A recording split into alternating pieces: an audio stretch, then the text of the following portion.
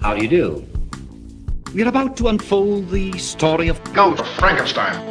My son, would you destroy that which I, your father, dedicated his life to creating? What if it had another brain? Whose brain? Your brain. Power! What good is a brain without eyes to see? I warned you that you might regret this action.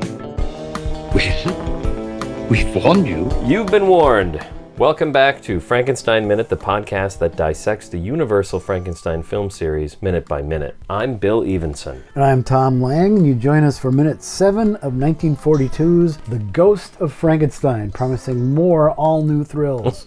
We don't say it every time, right? You edit that in. I don't actually say that bit every time. No, it's just I got the one sound bite. You just edit it in every week. Yeah. Okay, good, because I don't need to waste time. In fact, you've been warned. I just use that. Yep, it's over all and the over same. Again. Yeah.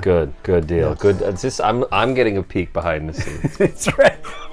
Peeling back the curtain to The curtain, and it's just you. It's just There's me. Little surprise. It's just Thom back. pay no attention to that man behind the curtain. He does another guy called Bill. Well, I think this.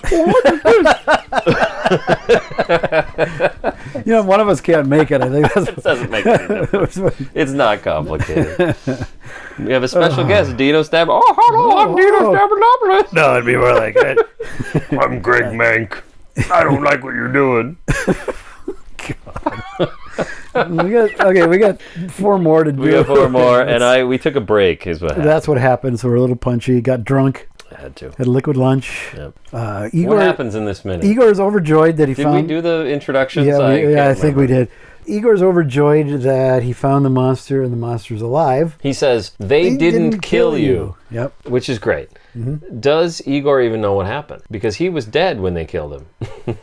You know, he's Or was he just laying there just laying there faking that whole time? Because when that happens, he's nowhere to be seen. No. You know, and that's one thing we didn't talk about is Igor. What happened to Igor's what happened body? to Igor's body is gone. Yep. And I don't think Wolf... Well, is it gone? Yeah, I guess it is. Because we see a long shot. see where it would be. Did Wolf have the wherewithal to move it? I don't think so. So Igor wasn't dead. He got up and left. What when you say wherewithal, I mean, he's a mess. my first thought is that he's a mess. He's his mental state. Yeah. But wherewithal, he's also carrying bodies around is a complicated business. You want a big in real life, not so in much real in life. movies. Yeah, in the movies it doesn't seem to be. They a weigh big about thing at all. 5 pounds. They do. James Whale throw a couple on Karloff's back in every movie.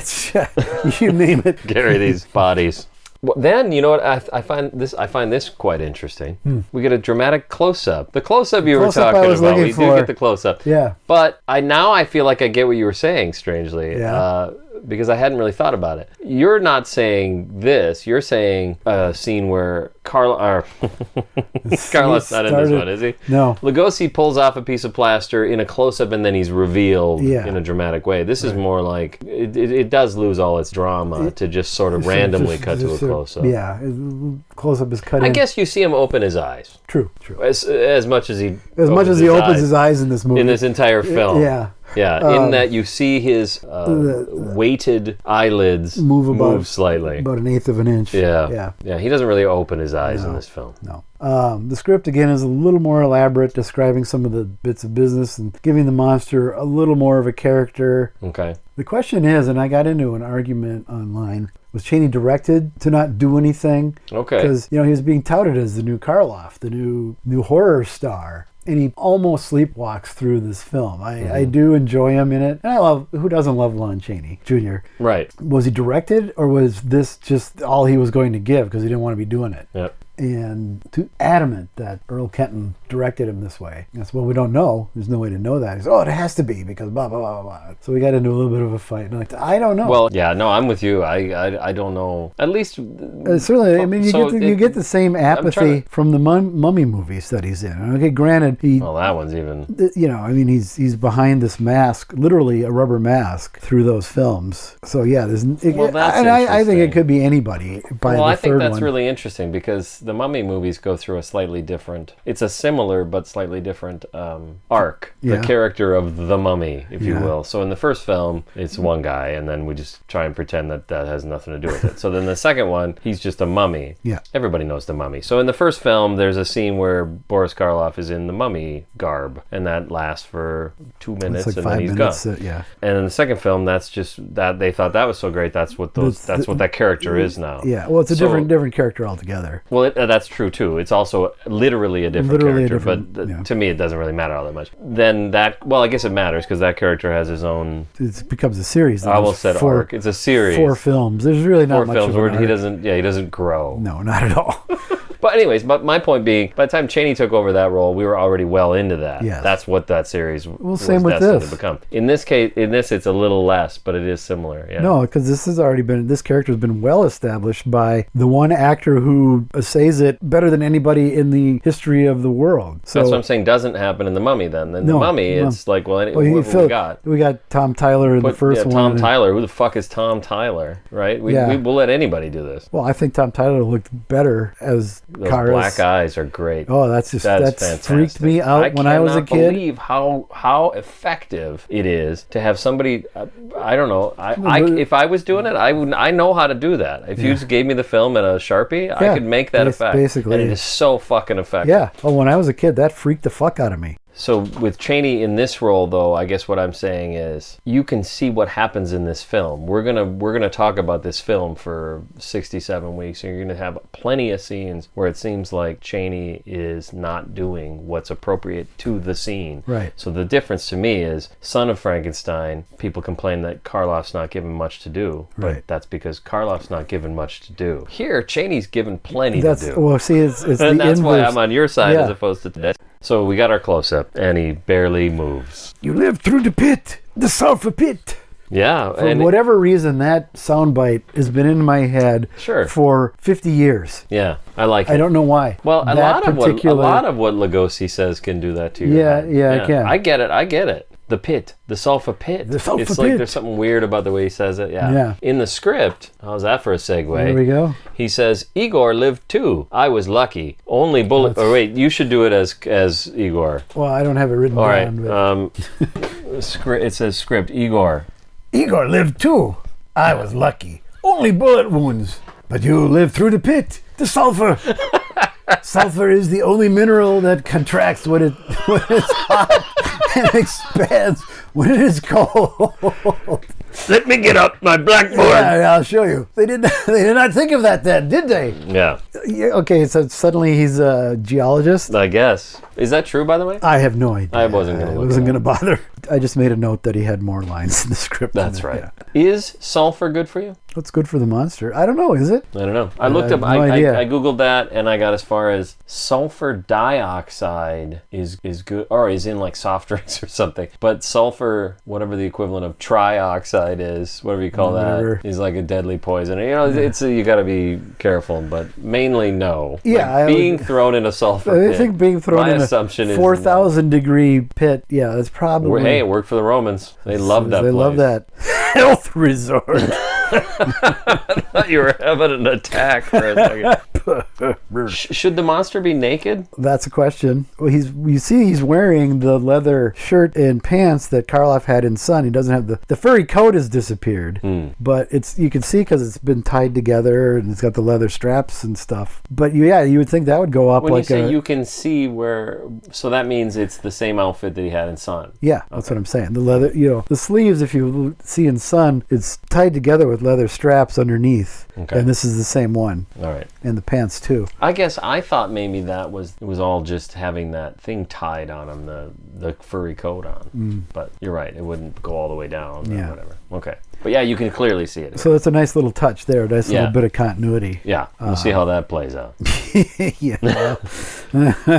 And we were talking about the piece that's sort of stuck to Chaney's right side. Yeah, that was That happens in minute. this Yeah, minute. yeah, I mentioned it last week. And if you look at when they do cut to the close-up, I think it was having trouble with the electrode because there's still a chunk of sulfur stuck to it. Okay. So maybe that's where it was getting stuck. Okay. I don't know. That's I don't know my either. theory, and I'm sticking to it. Does he still have it, like, No. in Abbott and Costello? Yeah, there's still sulfur? that sulfur carbuncle on the side of his... Fuck, some asshole's pounding at his hand. He's like, Yeah. And then we get a lap dissolve. Yep. Do we? It appears like it starts to fade out. Yep. And then it quickly dissolves up into they're walking through a cool cemetery. Yeah, and that's an odd cut. Well, no, we're not there yet. Okay. He helps the monster out. That's true. There's a lot some before, dialogue, yeah. Now you live forever. They can't destroy you. That's kind of a leap, I think, on Igor's part. Well, the sulfur, it was good for you. It was good for him. And now you can live forever. Well, forever's a mighty long time. Yep. It means, I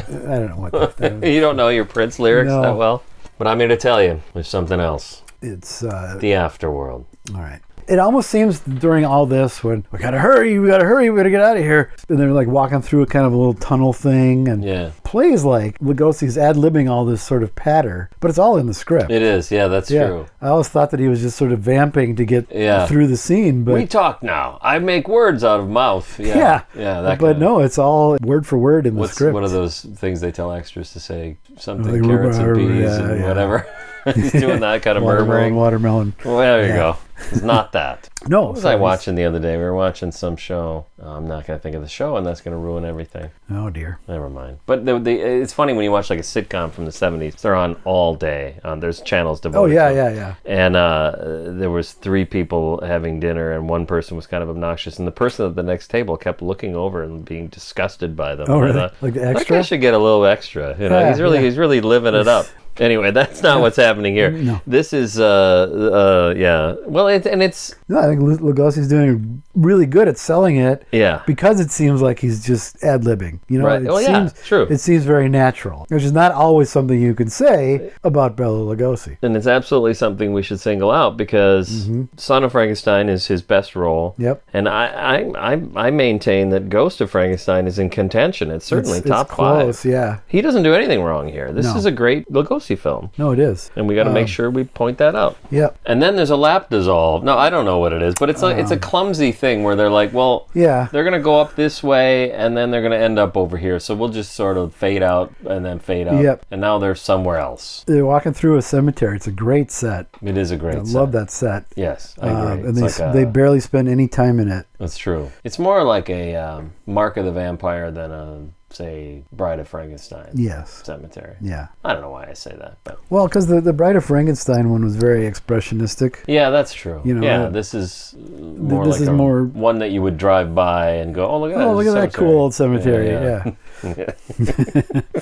And then they're just somewhere else, and we don't know how they got there. Well, they're far enough away from the castle to see it go up. And the castle finally gets blown up. And they I think- finally got enough explosives. The record boxes are Yeah, empty. yeah. I think this is where you were talking about John P. Fulton failing a little Mm-hmm. bit because they're matted into the shot of the miniature going up. Yeah, miniature And- looks great. But they're really contrasty, and the monster's right shoulder flutters. Flickering, Yeah. like he had a bird on his shoulder. It's just awful. Yeah, it's so weird because things like any of the Invisible Man movies, this stuff is done so seamlessly. Yeah, true. So it's almost like it was an afterthought to Well, throw am I them right in thinking Fulton got an Academy Award, or was at least nominated for the Academy Award for the Invisible Man movie maybe this year? Yeah, I think so. So yeah, they're doing high quality work Yeah. here. This shot is just terrible. So it seems like maybe this was an afterthought. It's like, oh, maybe Okay. we should show them watching this happen. You know, I got to point don't out, know. I mentioned maybe in the Barsky episode, at some point already in our previous episodes, that I didn't have any evidence that John P. Fulton worked on this film. Right. It's not in any of the Mank stuff, and I said it wasn't in it wasn't in Universal Horrors, and and it wasn't in the IMDb. Well, it is in Universal Horrors, is in but he's not Universal. listed in the list of credits, but they mention him specifically yes. within it. Yes, and it is on the IMDb. And it is on the IMDb, but when I searched for John P. Fulton, I didn't see it when I just clicked on Ghost of Frankenstein, You scroll he's down, listed and it yeah. says uncredited. Yeah. So I thought all he was. of this is by I way thought of he was saying- in credits, but he's not. Yeah, John P. Fulton was the boss of this group. He was the head of the department. The head of the department. So Yeah. it's almost a meaningless distinction. He's the guy running the shop that does all this great stuff, and it's mostly great stuff. And he's not in this one. And I thought by looking at this shot, well, there you go. There's your problem. What happens when you don't have John Fulton doing Fulton in the effect. And it's not that simple. And yeah, I don't know why this shot's bad, but it's also funny because that day, I think they did a few of these shots. There's a few shots. There's a few shots like this. You kind of get used to it. This movie has a style, and this is it. It's people standing in front of great miniatures. Certainly, the very last shot of the film is an egregious example. Well, when you say egregious, what they're trying to do, well, we'll get there. It just looks artificial. Yeah, it just looks artificial. It looks like the end of Harvey without the whimsy, I think. We're too late. We fooled them. Yeah, so how'd they get away? How did this happen? Yeah. They fooled them. I love that line. Yeah. It's like, what happened? Doesn't matter. We fooled them. We got away. We fooled them. How did you fool them? The only thing I can think is maybe you're about to say this, that slight incline they're going up is actually a sort of tunnel that exits into the cemetery. Yeah. Maybe a crypt opens up. Yeah. That'd be kind of cool to see, like a crypt. Would have been cool to see and then like a slab slide over, and then they come out of it. Climbing out. That'd have been cool. That would have been cool. That's the problem with Ghost of Frankenstein. There's a lot of that would have been cool. Little missed opportunities here. Again, and there, I'm already trashing it. We're on minute 7.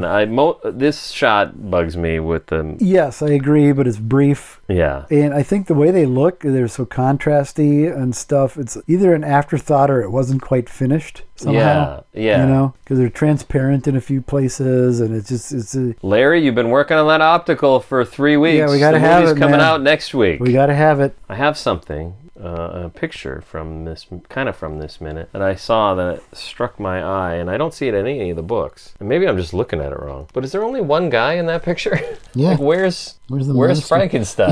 Yeah. He's just pretending to point. I don't know. Have you ever seen that one? Yeah, I've seen it. Yeah, I've seen it around. So it's just a picture of Lugosi in that graveyard. Standing in the middle of the graveyard pointing at something. And it is a great graveyard, like you talked about. They really do a good job of.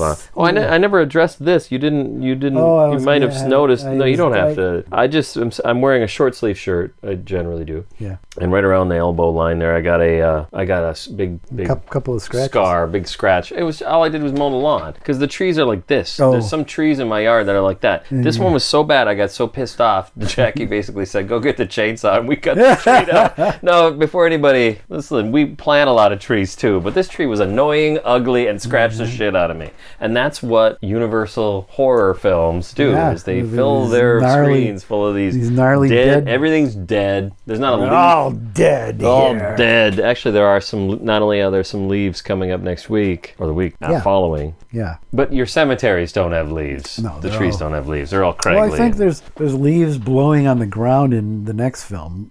I bet there is. Really great cemetery set there too. Yep. Well, I like this one because looks like that too. Because the ground you can't see it because of the fog. Yeah.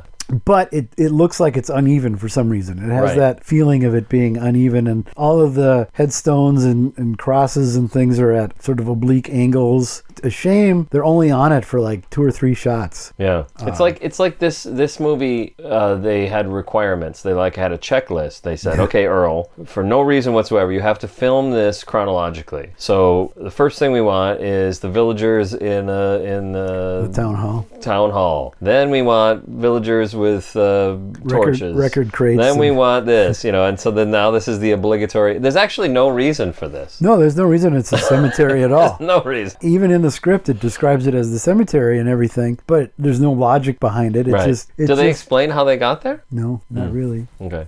Is it what I said? It's got to be when they're coming up out of that tunnel. Yeah. Okay. Yeah. Oh, the optical cinematographer was Roswell Hoffman, assisted by Jim King. Okay, well, we'll blame them. Yeah, I wanted to make sure to get that in there. Okay, because that shot was so fucked. We'll blame them. That's no John Fulton work. That's for sure. Fulton was off. Well, he's working on He was in the war. It was working on an Invisible Man film, probably. Actually, he was almost done. He was. Do you know what happened to John Fulton? He works on the next film, and then he gets a contract to go to MGM, which is the story of how you take really talented people in film that are doing great artistic work and turn turn them into gum, like chewed gum. Yep. Well, he was at Paramount briefly, I think. Too, I think you're right. It's not as simple as I said. He did the 10 Commandments, won an Oscar for that. I can't argue with that. I mean, it doesn't look real. It looks fake, but I love that movie. You're talking about the parting of the sea. Yeah, parting of the Red Sea. I know when I was a kid, it was pretty fucking impressive. I mean, it always looks fake to me, but it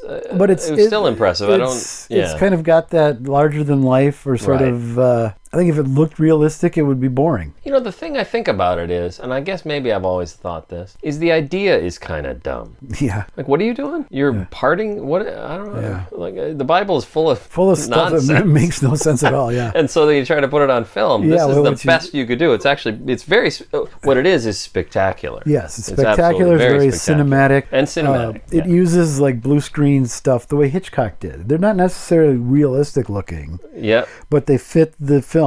Used to be remember when I was a kid when we watched Star Wars documentaries, they called it blue screen. Yep. Nowadays they kind of sometimes will call it green screen. Green is used more frequently now. Of course, nowadays you've got that thing where the actors are in a room, you know what I'm talking about? The screens are surrounding the room. All right, what do we got? All right, so what do we got? Any more questions, wise ass? That sound of Tom saying, "What do we got?" can only mean one thing, bitches. It's time for fucking. Got any more questions, wise ass? Where did that come from? I don't know. Mike Herman, our good friend Mike Herman, and listen, I can't tell you how excited I am because I haven't had a chance until today to get a hold of this new shirt that was sent in. This is Mike Herman, I hope. Mm-hmm. Okay.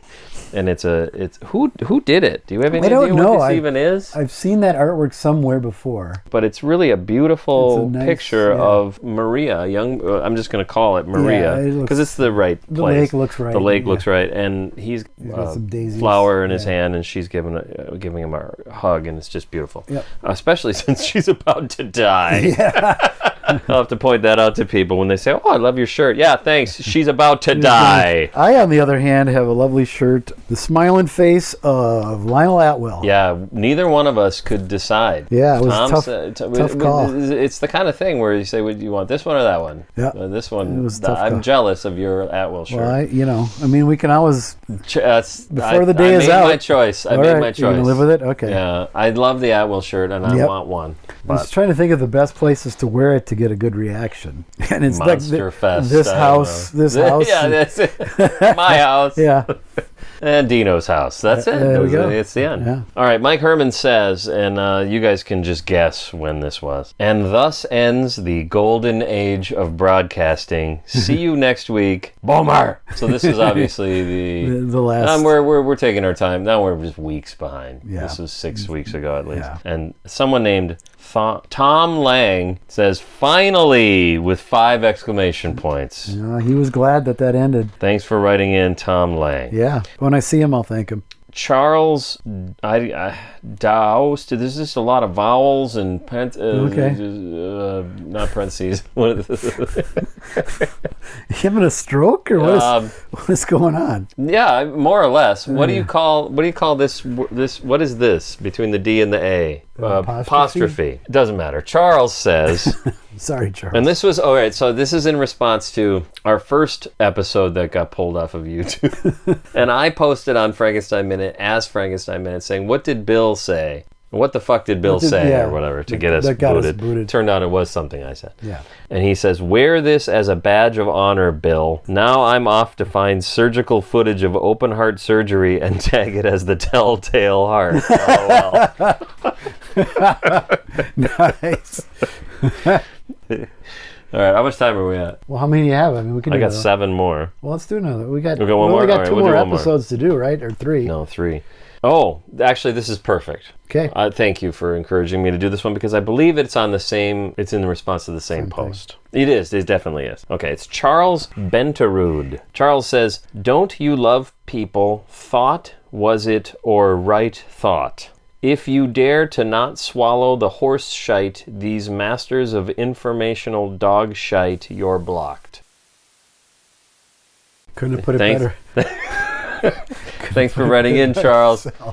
just so we're clear, I support the efforts of social media companies to try to stamp out some of this misinformation. Some of the misinformation, yeah. I think it's too bad that we're the victims, or our listeners are the victims of this sort of, that it got a little out of control, I guess, that they're just blocking indiscriminately. But I also think I get that they're not willing to put in the effort to have somebody actually go bother to listen to these things. Yeah, because how many hours of this is there that... Yeah, so there's a computer decided that I said something that was misinformation and was just immediately ripped off the platform. Yep. The next thing that happened is I responded back and said, "Oh, there's been a misunderstanding. It was a joke. This was just a joke." And I think a human will go and listen to it and go, "Okay, I get it." Yeah.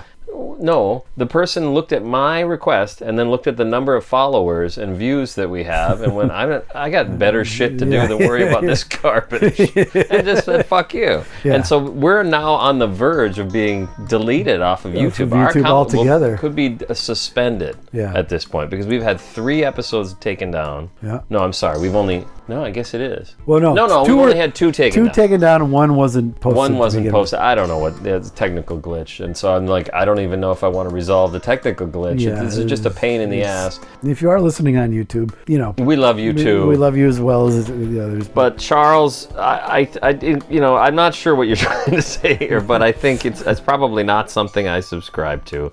I don't think YouTube is discriminating against me. No.